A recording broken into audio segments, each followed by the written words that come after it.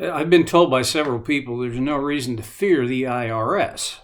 And I'm sure they're right, but the IRS just strikes fear into my heart. I mean, you say those three letters and I kind of get a little anxious inside. And it's not like I've evaded taxation or not tried to pay or not in the process of paying. See, it's not about some kind of evasive action. It's just that every time I send in my check for my tax bill, there's a little part of me that goes, what if this doesn't get to the right place, and how will I know if it did? And see, that's kind of part of the problem with a system that is so huge, a bureaucracy that, okay, I admit it serves a legitimate purpose, and I'm not even going to get into the politics of taxing. I'll just say, I still, every time I send in a check, and these days, I'm sending in a check for myself. It's not about, the withholding, and I mean, it's on me. I'm now the self-employed, and if you are one, there's a bunch of headaches with that. But anyway, okay, enough about me. I'm just saying there are things in life that we wish we could know that the outcome had happened. We wish we could know. John says he kind of addresses that a number of times in 1 John. We're going to look at one here today again, 1 John chapter 4. This is verse 13.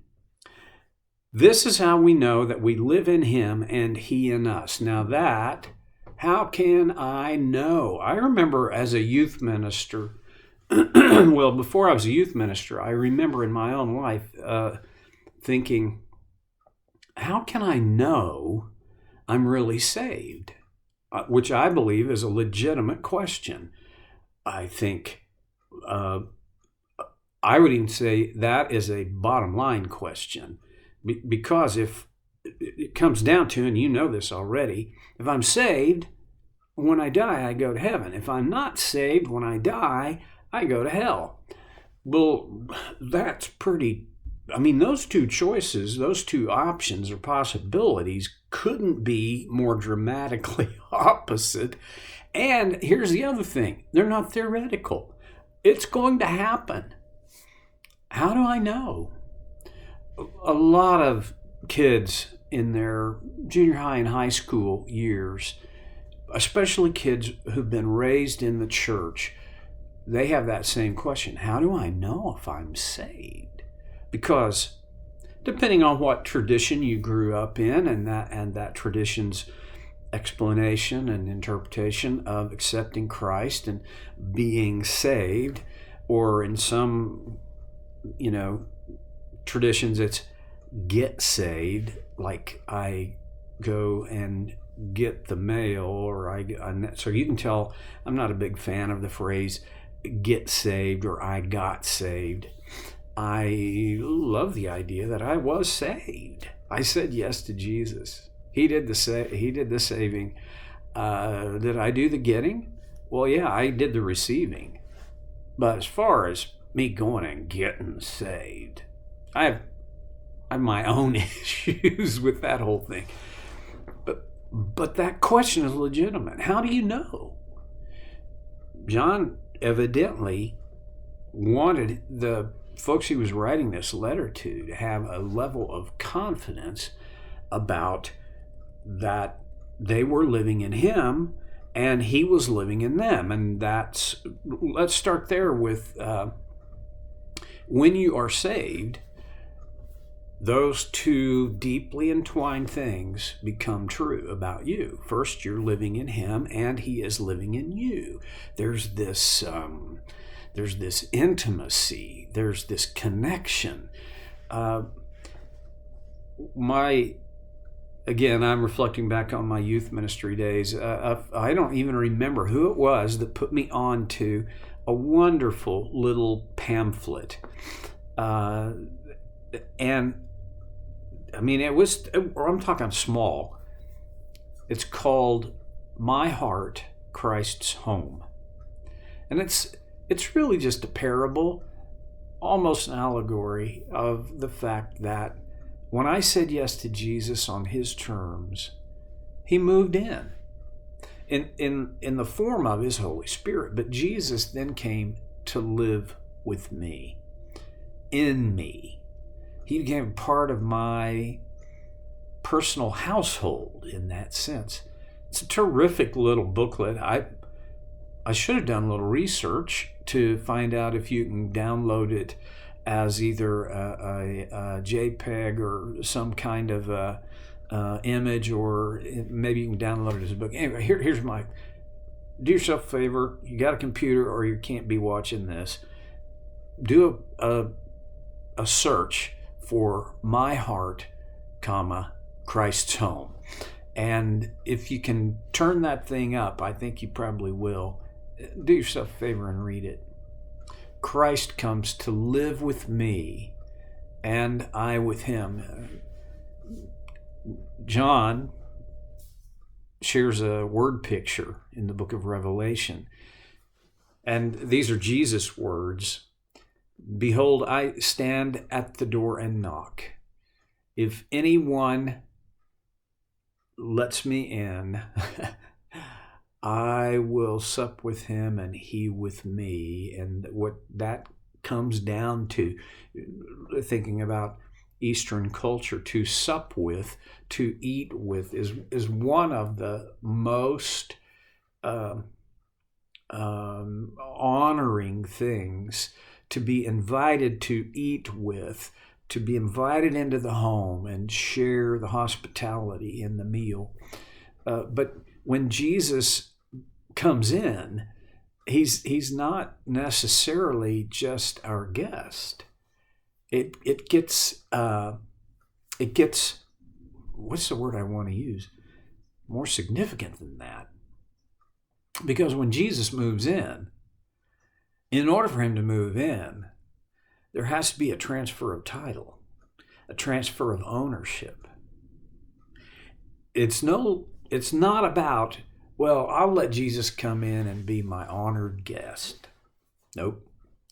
When you said yes to Jesus, when you let him in, when you opened the door, you said, come in, and now, Lord, this is your home. I become the honored guest. We don't talk about that very much, and partly I think it's because there are aspects of that they don't appeal to me. I don't want to give up ownership. I don't want to give up control. That's the bottom line. When Jesus comes in, I relinquish my control to him. Do I relinquish all my choices? No. But this thing that now my life is not my own. Paul wrote about that. He said, you are not your own. You were bought at a price. And then he adds, so glorify, honor God with your body. So it's not just this mental emotional deal. It's a physical deal as well. All of me now comes under the ownership of Jesus. John writes, this is how we know that we live in him and he in us, that this relationship is present. And then he gives what is among some of the least satisfying explanations that I've ever come across in the New Testament. He says, this is how we know that we live in him and he in us. He has given us of his Spirit. Oh, well, that helped. I'm sorry, John.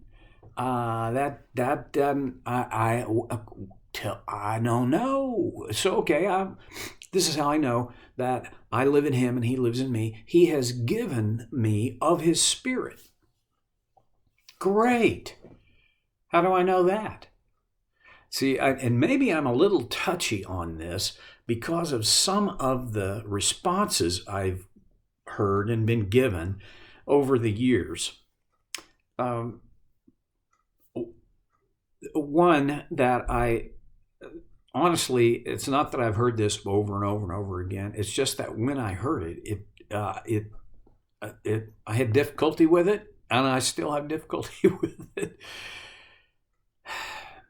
How do you? All right, this is how you know you are living in Him and He is living in you. He has given you of His Spirit, and you now have a prayer language. You now can speak in tongues. You now can perform miraculous interventions. You can handle snakes. You can drink poison. You can. Okay, now I'm talking about pretty extreme interpretations of this.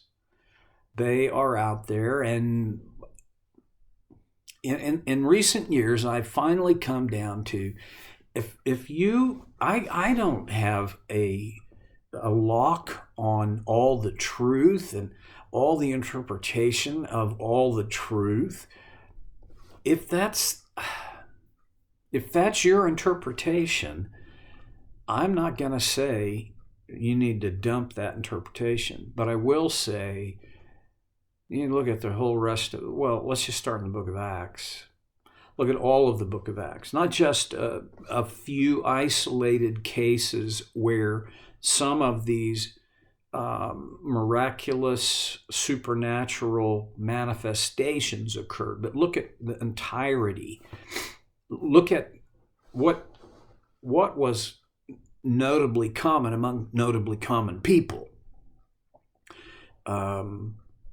It doesn't do me any good and wouldn't do you any good for me to go deeply into all the reasons I resent those ideas and why I think they're let's leave that behind. What I do want to focus on is what John said. He said that He has given us of His Spirit. If Jesus comes into my life, if I invite Him in, then when He comes into my life, there's a transaction that has to happen as well as a transformation.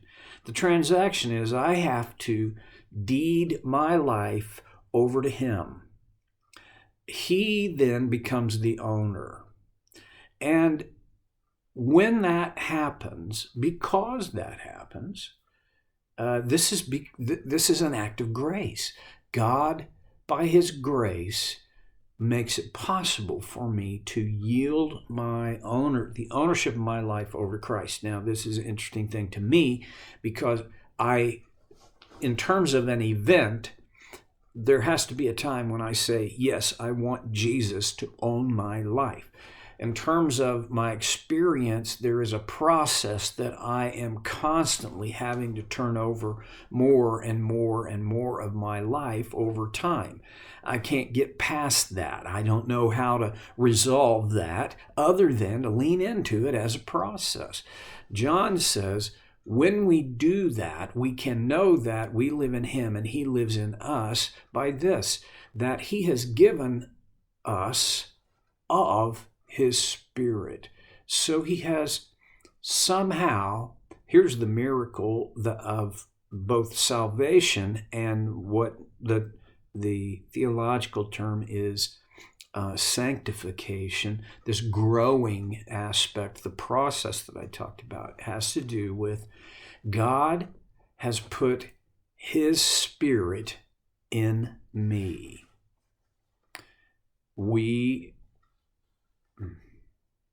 Do you feel that? I mean, there are days I feel it. There are days I truly feel His Spirit in me. For me, and this shows probably aspects of my immaturity and my temperament and background, all kinds of things. But in my life, this is not a continual moment by moment experience. I mean, there are spikes in it, right? There are highs and there are lows when I feel very close to God and I sense His Spirit at work in me, and when I don't feel close and I don't feel the work of His Spirit in me. What's that about? We're going to come back to it next time when we get together again for Soul Care with Stevie Boy.